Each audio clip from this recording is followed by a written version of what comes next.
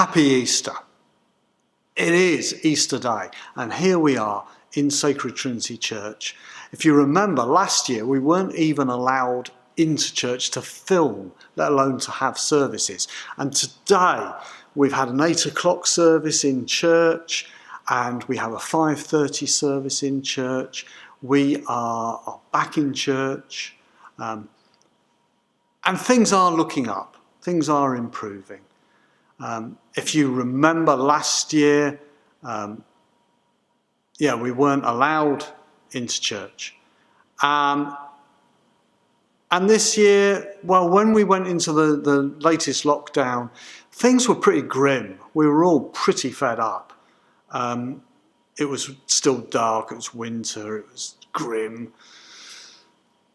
And now it feels like, spring is here. The flowers are coming out, the birds are singing, something that we really enjoyed in that first lockdown, if you remember, the birds singing.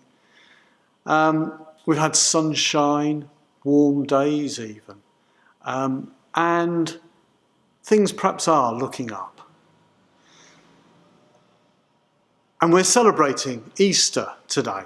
So we today are thinking about the story of how Jesus, who was so brutally killed on the Friday and laid in a tomb, and his friends come in sorrow, full of heartache, on the Sunday. They're not allowed to come on the Saturday because it's the Sabbath, but they come on the Sunday, early on the Sunday, to look after Jesus' body, to give him a decent send-off. And they find the tomb empty. Now we might say, what a joyful thing that is. But of course, Mark's Gospel reminds us that can be quite a frightening thing too. And they're not sure what's going on. And they're not sure what this means.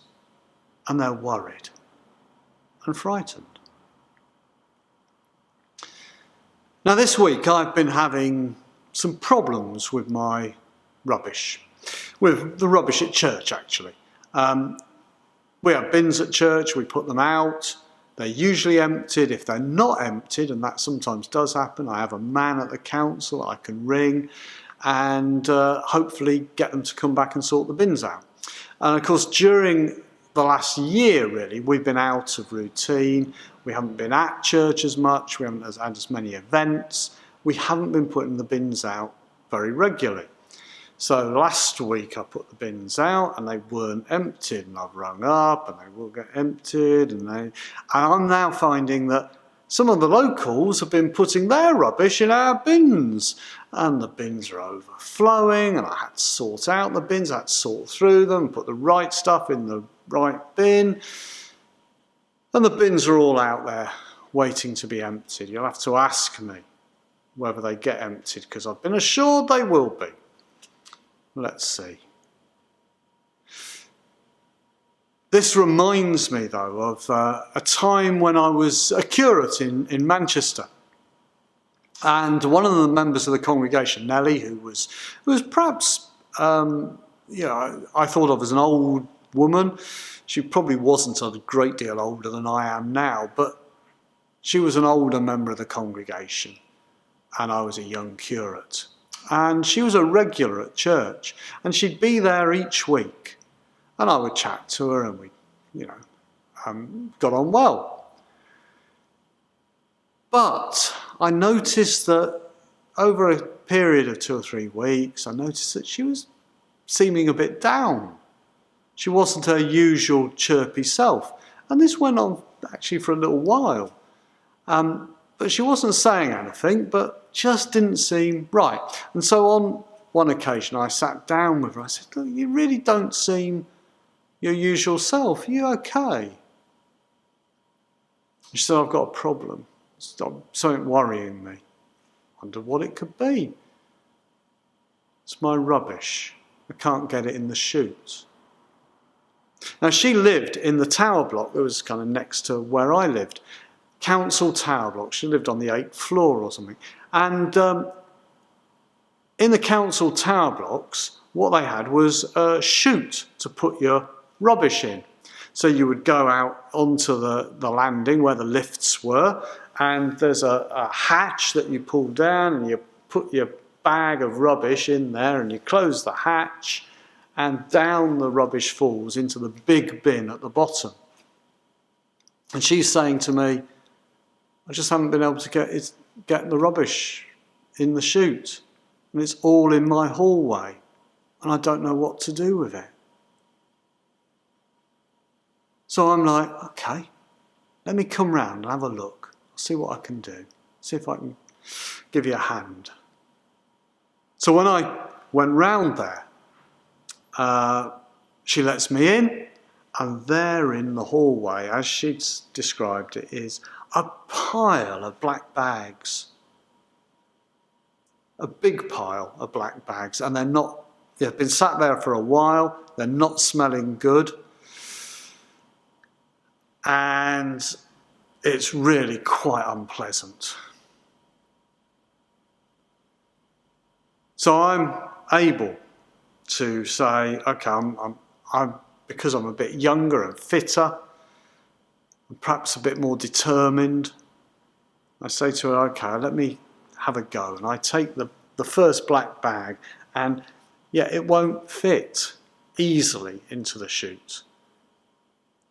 But with a bit of effort, pulling at it, squeezing it, shoving it, it goes in. I close the hatch, down it falls. And go and get the next one. Get it in that hatch. Squeeze it tight, get it in there, close it up, down it falls. And gradually, it didn't take me all that long, but gradually each of these bags goes down the chute. And Irene, when I'm done, you can see in her face the joy of being rid of this rubbish. It's gone.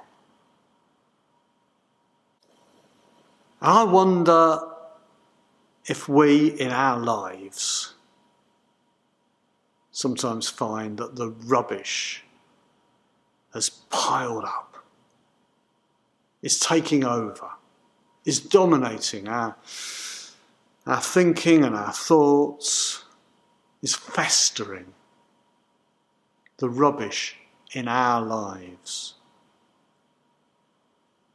And I wonder whether God sometimes wants to do a new thing with us, to get rid of that rubbish and bring new life. But that can be quite a frightening thought,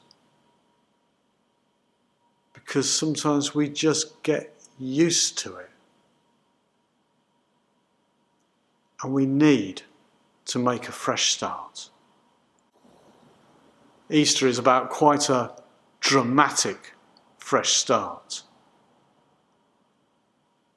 A huge fresh start that has massive implications for the universe, because it's about God being with us in our lives as one of us, taking all the worst that we can throw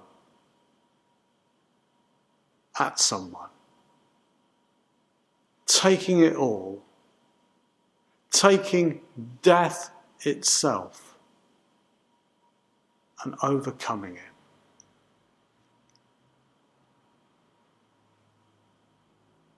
To offer us new life.